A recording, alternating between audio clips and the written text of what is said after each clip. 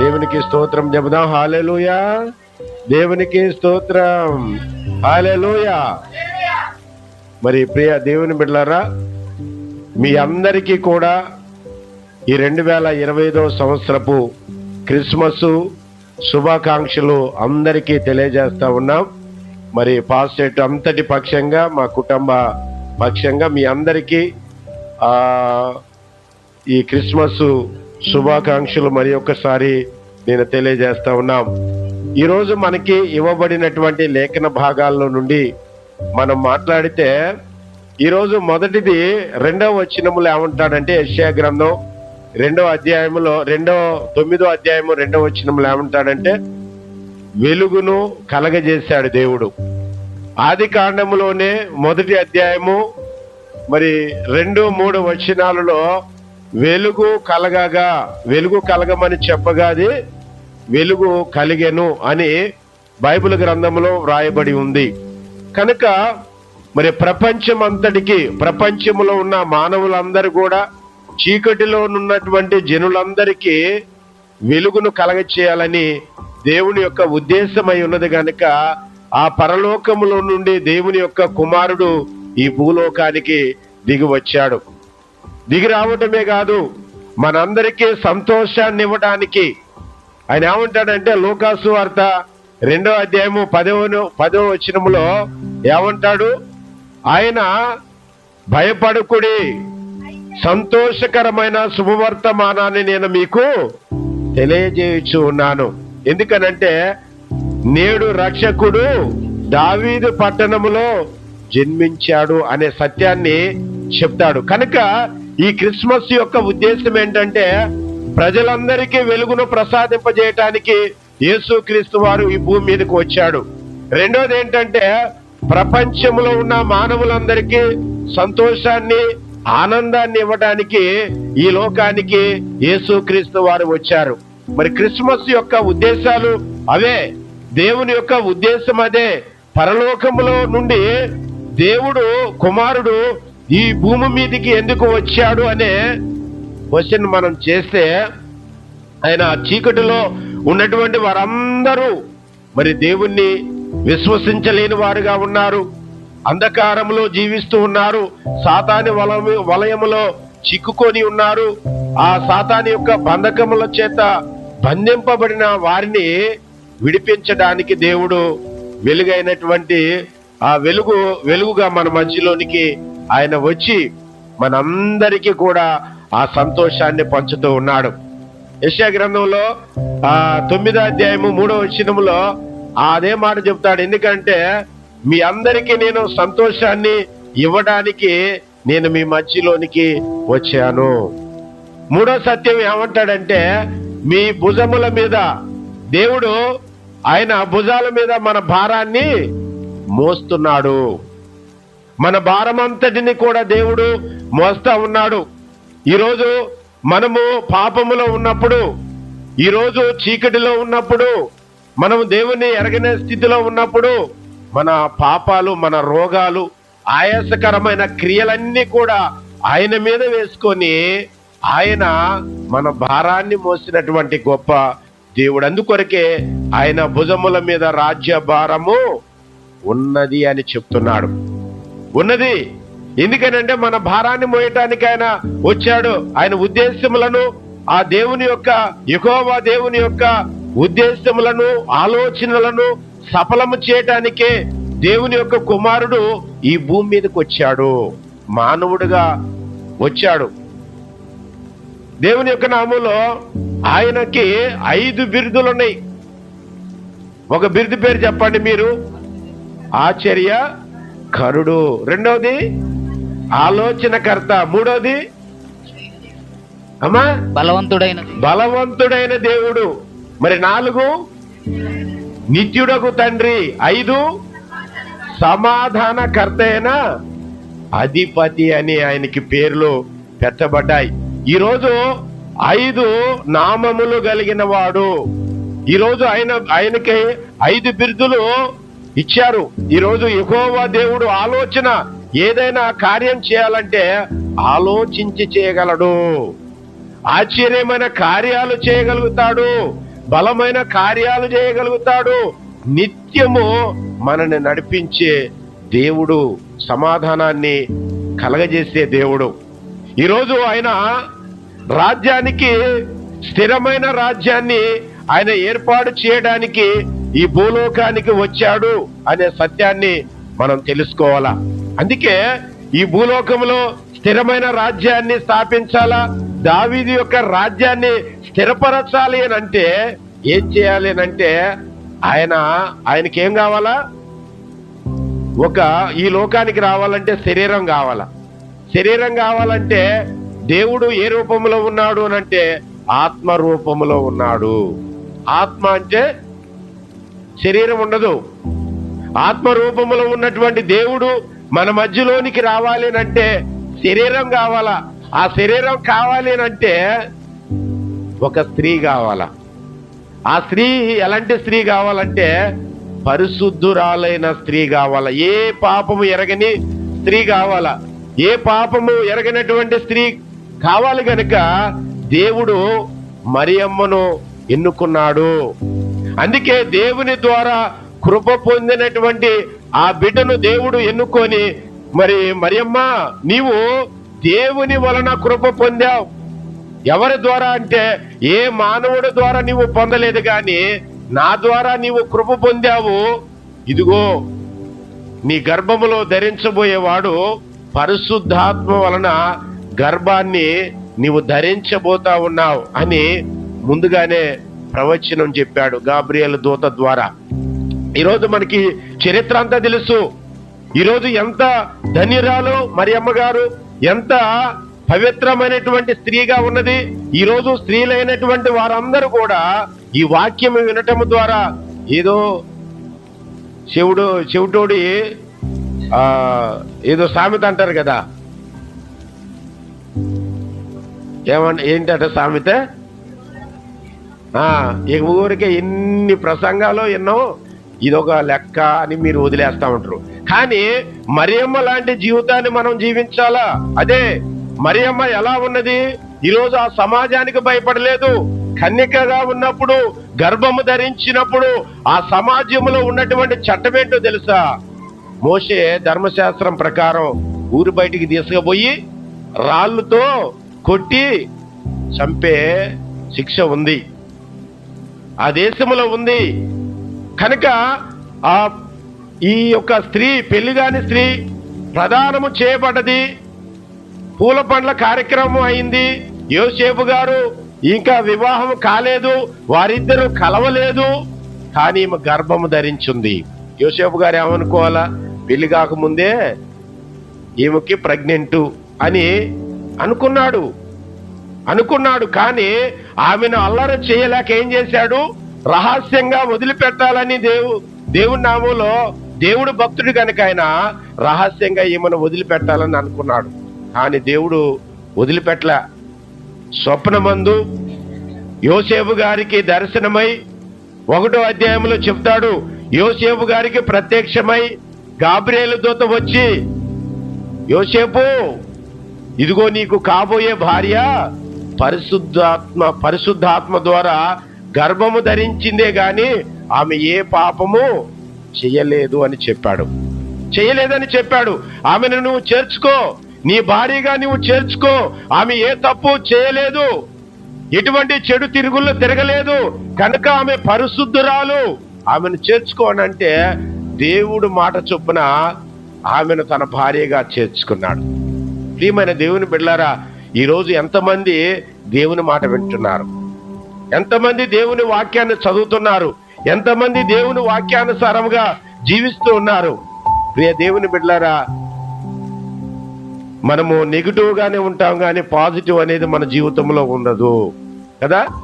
ఎందుకనంటే చెబితే దానికి నీళ్ళు ఇటు పోతా ఉంటే నేను ఇటు ఎందుకు పోతా, ఇటు వస్తానంట. మానవుని యొక్క జీవితం ఏంటంటే నీళ్ళు ఇటు పోతా ఉంటే నేను ఎదురొస్తా. ఏమైంది అంటే ఎదురొచ్చే నీళ్లు నీ ముక్కులోకి, నీ నోట్లోనికి పోయి ఏమైతుంది? ప్రమాదానికి దారి తీస్తుంది. కనుక ఈరోజు దేవుని యొక్క మాట విన్నాడు. ఎవరు విన్నారు? యోసేపు గారు విన్నారు. ఈరోజు ప్రియమైన దేవుని బిడ్డలారా, ఆ విన్నాడు కనుక ఆమెను భారీగా చేర్చుకున్నాడు. మరి యొక్క దర్శనం వచ్చింది ఆయనకి. కుమారుని కన్న తర్వాత ఏం దర్శనం వచ్చింది తెలుసా? 2వ అధ్యాయం 13వ వచనంలో ఉంది. మత్తయి సువార్త 2వ అధ్యాయం 13వ వచనంలో ఏం దర్శనం వచ్చిందంటే, ఇదిగో ఈ పుట్టిన శిశువుని చంపబోతా ఉన్నాడు హేరోదు రాజు గారు. హేరోదు రాజు అనే ఆయన చంపబోతా ఉన్నాడు గనుక నీవు ఐగుప్త దేశానికి పారిపో అని చెప్పాడు. మొదటి దర్శనం ఏమని? ఇదిగో నీ మరియను చేర్చుకోమని చెప్పాడు. నీ భార్యగా ఈ మరియను చేర్చుకో అని చెప్పాడు. రెండోది ఏం చెప్పాడు? ఆ శిశువుని చంపాలని ప్రయత్నం చేస్తా ఉన్నాడు హేరోదు రాజు, నువ్వు ఐగుప్త దేశానికి పారిపో అని చెప్పాడు. ఉందా లేదా? ఉంది. కనుక కొన్ని దినాలు ఐగుప్త దేశంలో మరి ఈ బాలుడైనటువంటి యేసయ్య పెరుగుతా ఉన్నాడు. ఐగుప్త దేశంలో పెరుగుతూ ఉన్నప్పుడు అక్కడ 2 సంవత్సరాల లోపు పిల్లలందరినీ కూడా హేరోదు రాజు చంపేశాడు. 2 సంవత్సరాల లోపు పిల్లలందరినీ రక్తపాతం జరిగిందండి. యేసుక్రీస్తు వారు జన్మించిన ఆ కాలంలో 2 సంవత్సరాల పిల్లలందరినీ కూడా హేరోదు రాజు చంపేశాడు. ఎందుకు అనంటే యూదా జాతి పెరగొద్దు, యూదా జాతి పెరిగితే మాకు నష్టం, వారి పిల్లలు మగ పిల్లలు పెరగొద్దు, ఆడపిల్లలు పెరిగినా పర్వాలేదు, ఆయన యొక్క సిద్ధాంతం. ప్రియ దేవుని బిడ్డలారా చూడండి, ఆయన యొక్క కపటపు ఆలోచన చూడండి. ఆడపిల్లల్ని వదిలేశాడు గాని మగ పిల్లలందరినీ కూడా 2 సంవత్సరాల లోపు పిల్లలందరినీ కూడా చంపేశాడు. కొన్ని దినాలు అయిపోయింది, దేవుడు ఊరుకుంటాడా? రక్తపాతం చేసినటువంటి ఆ హేరోదును ఊరుకుంటాడా? వదిలేస్తాడా? ఏం చేశాడు? ఆ నరహంతకుడైనటువంటి ఆ హేరోదును ఏం చేశాడో తెలుసా? చంపేశాడు. మత్తయి సువార్త 2వ అధ్యాయం 19వ వచనంలో ఏం జరిగింది? హేరోదు రాజు చనిపోయెను. హేరోదు రాజు ఎప్పుడైతే చనిపోయాడో మరలా యోసేపు గారికి స్వప్నమందు దేవుడు దర్శనమై ఏం చెప్పాడు? యోసేపు, నీవు నీ దేశం వెళ్ళిపో అని చెప్పాడు. ప్రియ దేవుని బిడ్డలారా, 3 దర్శనాలు యోసేపు గారికి దేవుడు కలగజేశాడు. ఎప్పుడైనా ఎక్కడైనా ఎలా ఉన్నావని దేవుడు నిన్ను అడిగాడా? అడగల. ఇప్పుడు 2025 సంవత్సరము క్రిస్మస్ చేసుకుంటున్నాం. ఎప్పుడైనా అడిగాడా దేవుడు నిన్ను? అయ్యా నువ్వు ఈ స్థలం ముందు ఉండొద్దు, ఆ స్థలానికి వెళ్ళు, ఆ పని చెయ్యి, ఈ పని చేయమని ఎప్పుడైనా చెప్పాడా? ప్రియ దేవుని బిడ్డలారా, ఎప్పుడూ చెప్పలా. ఎందుకనంటే మనం ప్రార్థన చేయట్లేదు గనక దేవుడు స్వప్నమందు మనకి కనిపించడు. మనకి కనిపించే దర్శనాలు ఏంటో తెలుసా? పిచ్చి కళలు. పిచ్చి కళలన్నీ మనకు వస్తాయి, మంచి కళలు రావు. మంచి కళలు రావాలంటే ప్రార్థన చేయాలా, దేవుని యొక్క ఆత్మ చేత నింపబడాలా. ఈరోజు ప్రార్థన ఎలా చేయాలి? ఆత్మతోనూ సత్యముతోనూ దేవుణ్ణి ఆరాధించాలి. ఈరోజు భక్తులందరూ కూడా దేవుణ్ణి ఎలా ఆరాధించారంటే ఆత్మతోనూ సత్యముతోనూ దేవుణ్ణి ఆరాధించారు గనక మీకు రిఫరెన్స్ కూడా చెప్తాను. యోహాను సువార్త 4వ అధ్యాయము 24వ వచనం మీకు చెప్తాను. ఆత్మతోనూ సత్యముతోనూ దేవుణ్ణి ఆరాధన చెయ్యాలా. ఆరాధన చేస్తేనే దేవుడు మనని దీవిస్తాడు. మరియమ్మ గారు అంత పరిశుద్ధముగా ఉన్నది కనుక ఈరోజు మరియమ్మ గారి ప్రార్థన విన్నాడు. దేవుడే ఆ పరలోకములో నుండి ఆమెలోనికి దిగి వచ్చాడు. చూడండి ఎంత ధన్యురాలు, ఆమె జీవితం ఎంత ధన్యత పొందింది. ఈరోజు ప్రియమైనటువంటి స్త్రీలారా, ఈరోజు పరిశుద్ధమైనటువంటి వారుగా జీవించడానికి ఇక నుంచైనా ఈ క్రిస్మస్ నుండైనా మీరు మొదలుపెట్టి మీ యొక్క జీవితాలు మార్చబడాలి. ప్రభు ఏమని కోరుతా ఉన్నాడు తెలుసా? మీ ఎండి బంగారములు, మీ భూములు అవన్నీ కాదు గాని ముందు దేవుడు అడిగేది ఏంటో తెలుసా? సామెతల గ్రంథం 23వ అధ్యాయము 26వ వచనంలో దేవుడు నిన్ను అడిగేది ఏంటి? చదవండి. దేవుడు నిన్నేం అడుగుతాడు? నా కుమారుడా, నువ్వు చదివేటప్పుడు నా కుమారి అని చదువు. నా కుమారి నీ హృదయము ఏమని చెప్తున్నాడమ్మా? నీ పేరేంటి? నీ హృదయాన్ని ఎవరికి ఇవ్వాలా? దేవునికి ఇవ్వాలా. ఈరోజు హృదయాన్ని దేవుడు అడుగుతున్నాడు కానీ నీ సంపద ఎంత ఉంది, నీకు మేడలు ఎన్నున్నాయి, నీకు భూములు ఎన్నున్నాయి, నీకు బంగారం ఎంత ఉంది, నీకు ఎండి ఎంత ఉంది, దేవుడికి నాట్ కౌంట్. ఎందుకనంటే దేవుడు అడిగేది ఏంటి? హృదయాన్ని అడుగుతా ఉన్నాడు. అందుకొరకే హృదయాన్ని నువ్వు సమర్పించాలా. ఎన్ని క్రిస్మస్ పండుగలు జరిపినా మనకి మారు మనసు లేకపోతే ఎలా? మార్పు లేని జీవితము లేకపోతే ఎట్లా? మనం మారు మనసు పొందాలి. పరిశుద్ధాత్మ దేవుణ్ణి మనం పొందుకొని సత్యమైన మార్గంలో మనం ప్రయాణం చేయాలా. అదే దేవుని యొక్క ఉద్దేశం.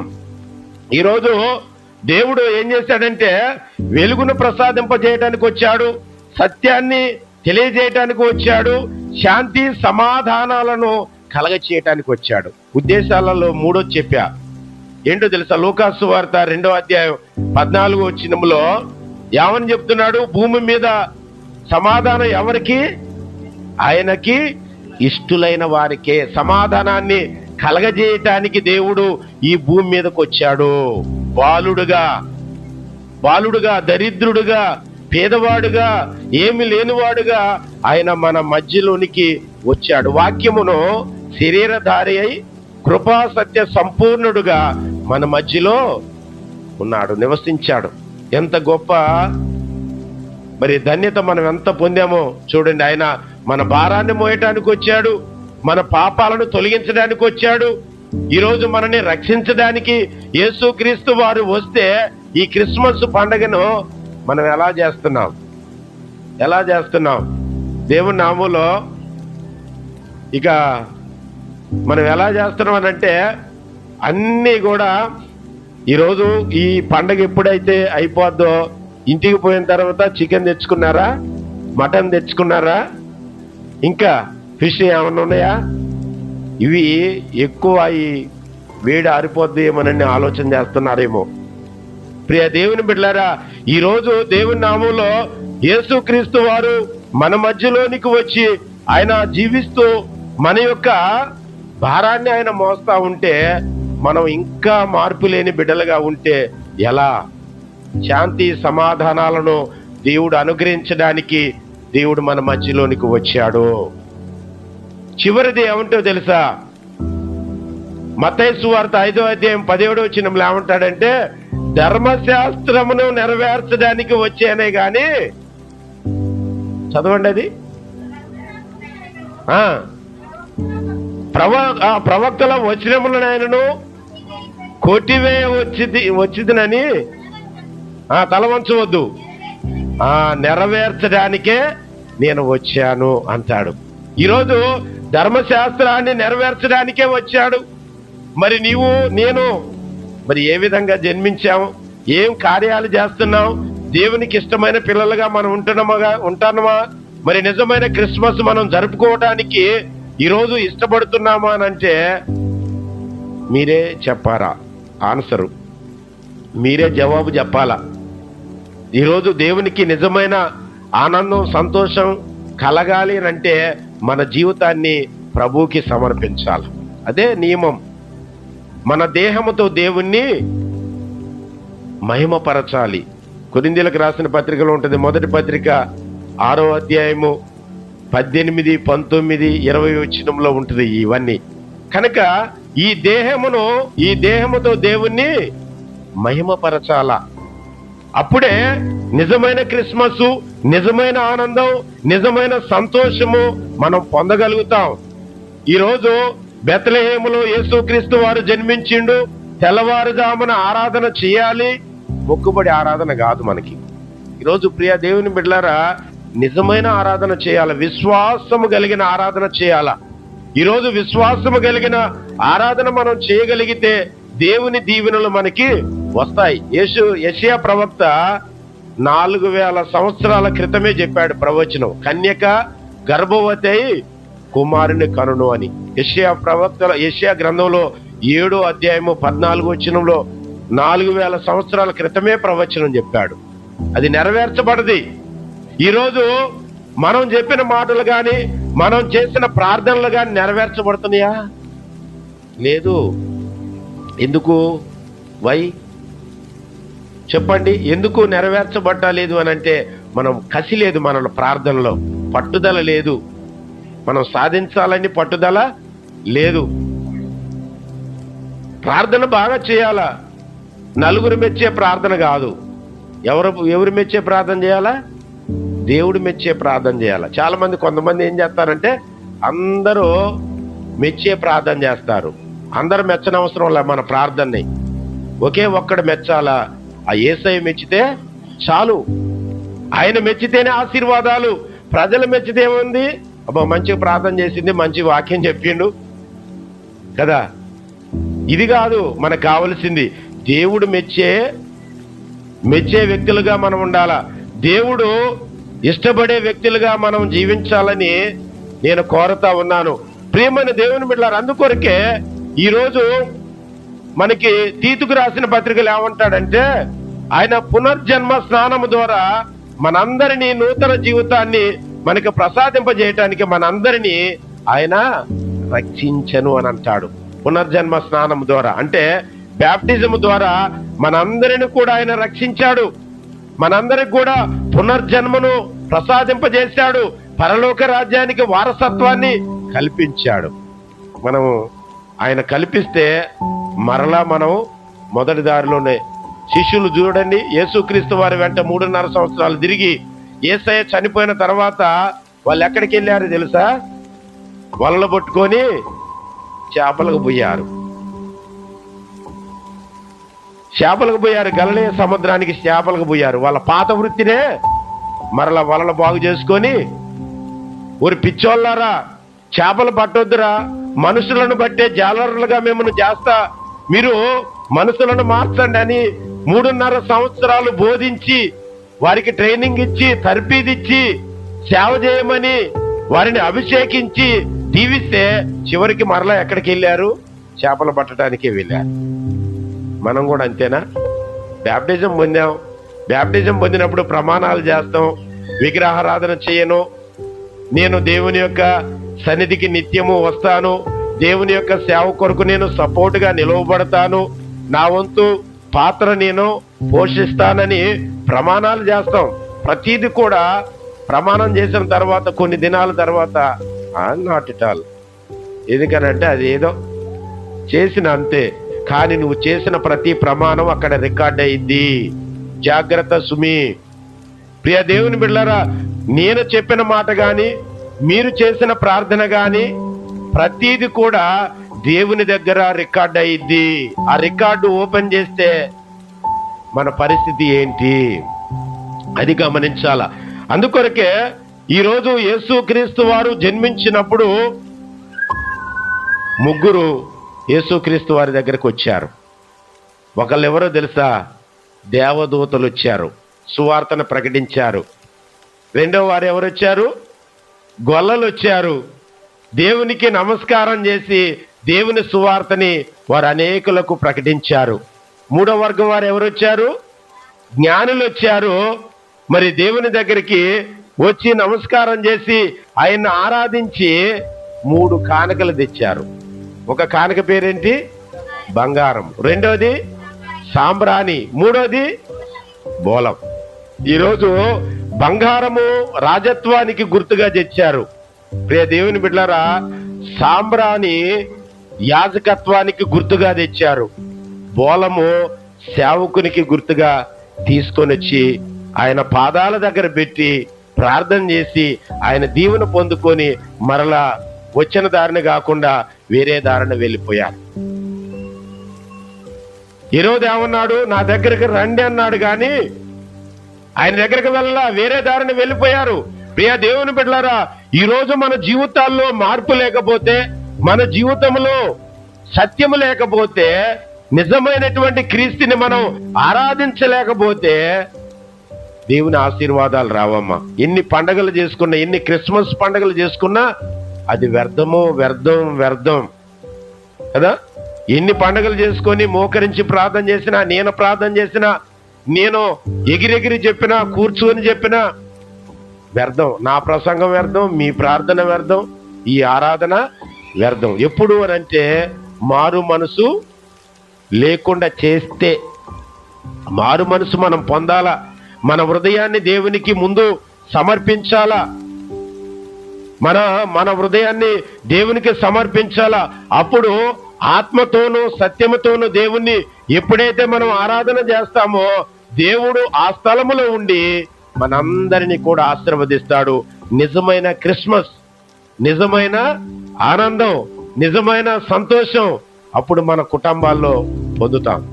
ఒక ఆయన అంటాడు, ఇంటి మీద స్టారు, ఇంట్లో బారు, ఇల్లంతా వారని ఒక ఆయన చెప్తాడు సామెత. ప్రియ దేవుని బిడ్డలారా, అదే మన జీవితాల్లో ఉంటుంది. క్రిస్మస్ పండక్కి ఆరాధనకు వస్తాం. ఇక ఆరాధన అయిన తర్వాత ఏముంది, ఇక పట్టరా పండగ అని నిజంగా ఆయన చెప్పిన విధంగానే మనం నడుస్తూ ఉన్నాం. కనుక ప్రియ దేవుని బిడ్డలారా, అది కాదు నిజమైన క్రిస్మస్ ఆనందం అని అంటే మనం మన జీవితాలను, మన హృదయాన్ని ప్రభువుకి సమర్పించాలా. ఇదిగో దేవా, నా జీవితాన్ని నువ్వు కాపాడు. ఇదిగో నా కోసం నువ్వు జన్మించావు, నా బాధలను తీసివేశావు, నా కొరకు నువ్వు చనిపోయావు, మా పిల్లలందరి కొరకు చనిపోయావు, ఈ లోకము కొరకు నువ్వు చనిపోయావు, మమ్మల్ని రక్షించడానికి ఈ లోకానికి వచ్చావు యేసయ్యా. ఇదిగో నా జీవితాన్ని కూడా నీకు అంకితం చేస్తున్నా అని నువ్వు ఎప్పుడైతే ఆయన పాదాల దగ్గర నీ జీవితాన్ని పెట్టి నువ్వు ప్రార్థన చేస్తావో అప్పుడే నిజమైన ఆనందం, నిజమైన క్రిస్మస్, నిజమైన సంతోషాన్ని నువ్వు పొందగలుగుతావు, ఆనందంగా జీవించగలుగుతావు. అదే దేవుడు యొక్క నామంలో నేను చెప్పేది. కనుక దేవుడి వాక్యమును దీవించును గాక.